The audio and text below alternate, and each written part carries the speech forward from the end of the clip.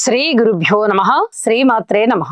మా భక్తి టీవీని ప్రోత్సహిస్తున్నటువంటి మా ప్రేక్షకులందరికీ 2026వ సంవత్సరము ఆంగ్ల నూతన సంవత్సరపు శుభాకాంక్షలు తెలియజేస్తూ ఉన్నాం. కొత్త సంవత్సరం వచ్చేసింది అనగానే ప్రతి వారికి కూడా చాలా ఉత్సాహంగా ఉంటుంది.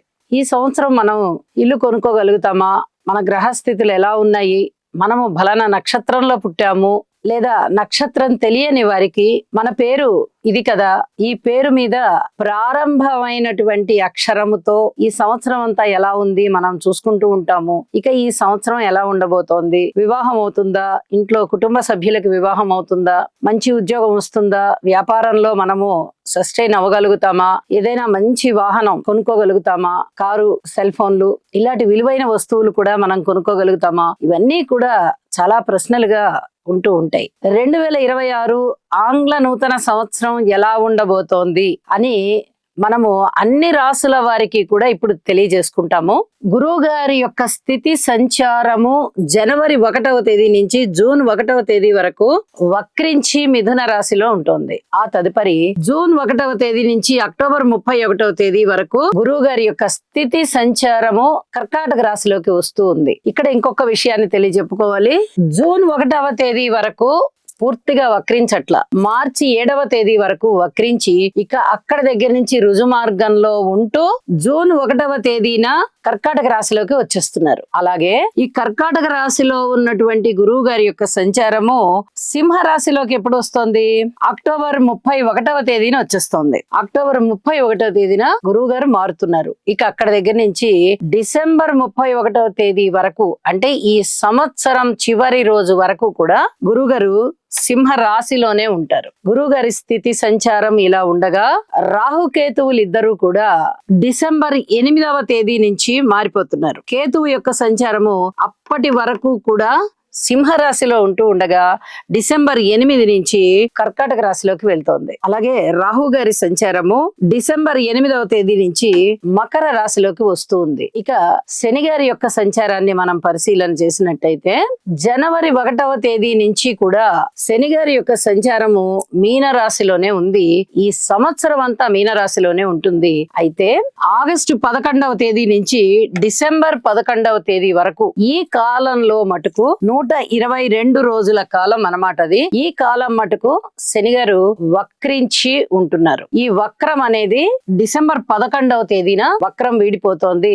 ఈ 122 రోజుల కాలము కూడా ఈ 2026వ సంవత్సరంలోనే ఉండడం ఇక్కడ గమనార్హం. గ్రహస్థితులు ఇలా ఉండగా ప్రధానమైనటువంటి గ్రహస్థితులని మనం తీసుకుంటాం కాబట్టి ఈ ప్రధానమైన గ్రహస్థితులు రాహుకేతువులు గురు శనులుగా చెప్తాం కాబట్టి ఈ నాలుగిటి యొక్క పరిస్థితులు ఇప్పుడు మనం తెలియచెప్పుకుంటూ ఉన్నాము. ఇక వీటి యొక్క ఫలితాలు ఏ విధంగా ఉండబోతున్నాయి అనేది రాసుల్లోకి వెళ్లి వివరంగా తెలియచెప్పుకుందాం. మేషరాశి. మేషరాశి వారికి ఈ సంవత్సరం పొడుగుతా గురువు గారి యొక్క స్థితి తృతీయంలో ఉంటోంది, చతుర్థంలో ఉంటోంది, అలాగే పంచమ స్థానంలో ఉంటోంది. 3 సార్లుగా మారుతుంది. అయితే ఇక్కడ అక్టోబర్ 31వ తేదీ నుంచి పంచమ స్థానంలోకి వెళ్తున్నారు గురువు గారు. ఇక్కడ ఒక విషయాన్ని బాగా స్పష్టంగా చెప్పుకోవాల్సింది ఏంటంటే ప్రారంభ సమయంలో, అంటే ప్రథమ పాదంలో అయినా లేదా ద్వితీయ భాగంలో అయినా ఎప్పుడైనా గాని గురువు గారి యొక్క స్థితి సంచారము పూర్తిగా బాగుంది అంటే ఇక ఆ జాతకుడికి వచ్చిన ఇబ్బంది ఏమీ ఉండదు. చాలా అద్భుతమైనటువంటి ఫలితాలు ఉంటాయి. కానీ ఇక్కడ ప్రథమ పాదంలోనూ, అంటే మొదటి 6 నెలల కాలములోనూ అంతగా పరిస్థితులు అనుకూలించడం లేదు. ద్వితీయ భాగానికి వెళ్ళినప్పుడు అక్టోబర్ నెలలో 31వ తేదీ, అంటే ఇంచుమించుగా అది నవంబర్ 1 అవుతోంది. కేవలం 2 నెలల కాలం మాత్రమే గురువు గారి యొక్క సంచారం బాగుంది. అప్పటి నుంచి వీరికి చాలా బాగుంటుంది. అలాగే రాహు గారి యొక్క సంచారము డిసెంబర్ 8 వరకు బాగుంటూ ఉన్న కారణం చేత ఈ 2 గ్రహాలు కూడా మనకి సంవత్సరాంతంలో అనుకూలిస్తున్నాయి మేషరాశి వారికి. మిగతా కాలం అంతా కూడా ప్రథమార్థంలో ఇక్కడ శని గారు ప్రథమార్థం, ద్వితీయార్థం 2 యోగించడం లేదు. గురు రాహువులు కూడా యోగించడం లేదు. ఇలాంటి పరిస్థితుల్లో ఏ విధమైన ఫలితాలు ఉంటాయి అంటే అనుకూలమైన ఫలితాలు చాలా చాలా తక్కువ. పూర్తిగా సంవత్సరాంతం నుంచి బాగుంటాయి. గురువు గారి యొక్క ఫలితం బాగుంది కాబట్టి ఇప్పుడు ఒక్క రాహు ఫలితమే బాగుంది అప్పటి వరకు. ఇది చాలా చెప్పదగినటువంటి సూచన. పరిహారాలు తప్పనిసరిగా చేసుకోవాల్సి ఉంటుంది. ఏలినాటి శని ప్రభావం ఉంది కాబట్టి శని గారికి తైలాభిషేకం చేసుకోవాలి, స్తోత్ర పారాయణాలు చేసుకోవాలి. ఏ విషయంలో అయినా కూడా మందగమనంలో ఉన్నటువంటి పనుల విషయంలో పూర్తి శ్రద్ధ తీసుకొని ప్రవర్తించుకోవాల్సి వస్తుంది. అలాగే గురు బలాన్ని పెంచుకోవడానికి కూడా తప్పనిసరిగా ప్రయత్నం చేయాలి. గురుగ్రహ స్తోత్రాలు చదువుకోవాలి, గురువుల్ని పూజించాలి, ఆశ్రమాలకు వెళ్ళాలి, అలాగే ఆలయాలకు వెళ్ళాలి. సద్గురువులు ఉన్నట్టయితే వారికి శుశ్రూష చేసి చక్కగా ఆశీస్సులు తీసుకోండి. అనేక రకాలుగా మీకు బాగుంటుంది. ఇవన్నీ కూడా చాలా చెప్పదగినటువంటి విషయాలు. సంవత్సరం పొడుగుతా కాస్త నిరాశాజనకంగా ఉంటోంది అనుకున్న సంవత్సరాంతంలోకి వెళ్ళేటప్పటికీ ఇప్పుడు రాహువు గారి బలం ఎలా యోగిస్తోందో అప్పుడు గురువు గారి బలం అనేది చక్కగా యోగిస్తూ ఉంటుంది. గురుగారి స్థితి సంచారం అనేది అప్పుడు యోగిస్తూ ఉంటుంది. కాబట్టి కొంచెం సంవత్సరాంతంలో వీరికి ఊపిరాడిన విధంగా ఉంటుంది. మనిషి యొక్క జీవనం ఎప్పుడు కూడా ఎప్పటికప్పుడు మార్పులతో కూడి ఉంటుంది. అలా మారుతూ ఉంటేనే మనిషికి ఉత్సాహం వస్తుంది. ఎక్కడ వేసిన గొంగళి అక్కడే ఉన్నట్టుగా ఉన్నా, ఏ పనులు జరగకుండా అచేతనంగా ఉన్న మనిషికి ఉత్సాహం ఉండదు. మేషరాశి వారికి ఈ 2026వ సంవత్సరంలో కొన్ని రకాలుగా ఇలాంటి పరిస్థితులు కనిపిస్తూ ఉన్నాయి. కాబట్టి వీరు దీక్ష తీసుకోండి.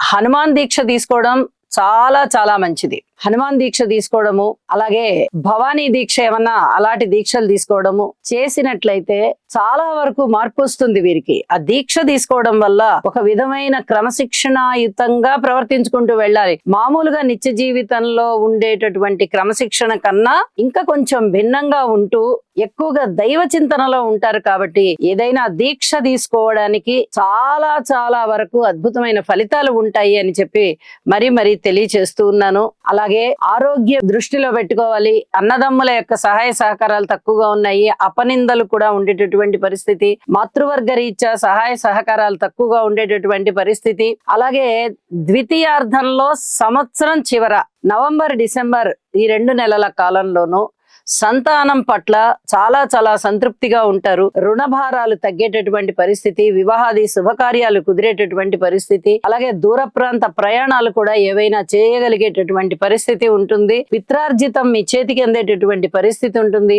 ఉద్యోగ జీవితంలో చాలా ఓర్పుగా ఉంటూ ఉద్యోగాన్ని మీరు చాలా ఒక దైవంతో సమానంగా చూసుకుంటూ అక్కడ కూడా కార్యాలయంలో కూడా చాలా మంచిగా క్రమశిక్షణాయుతంగా ప్రవర్తించుకుంటూ వెళ్ళినట్లయితే ఉద్యోగ జీవితానికి వచ్చినటువంటి ఇబ్బంది ఏమీ లేదు అని చెప్పి తెలియజేస్తూ ఉన్నాను. ఇక పరిహారాల విషయంలో తప్పనిసరిగా ముందుగా చెప్పినటువంటి పరిహారాలలో కొన్నిటినైనా చేసుకొని మనశ్శాంతితో ఉండండి. శుభం. సర్వే జనా సుఖినో భవంతు. 2026వ సంవత్సరం అంతా కూడా ప్రతి మనిషికి బాగుండాలి, ప్రతి మనిషికి ఆర్థిక అభివృద్ధి కలగాలి, ఆరోగ్యాభివృద్ధి కలగాలి, నిత్య నూతనమైన సంతోషం కలగాలి అని చెప్పి ఆ భగవంతుడు ఆశీర్వదించాలని కోరుకుంటూ సర్వే జనా సుఖినో భవంతు.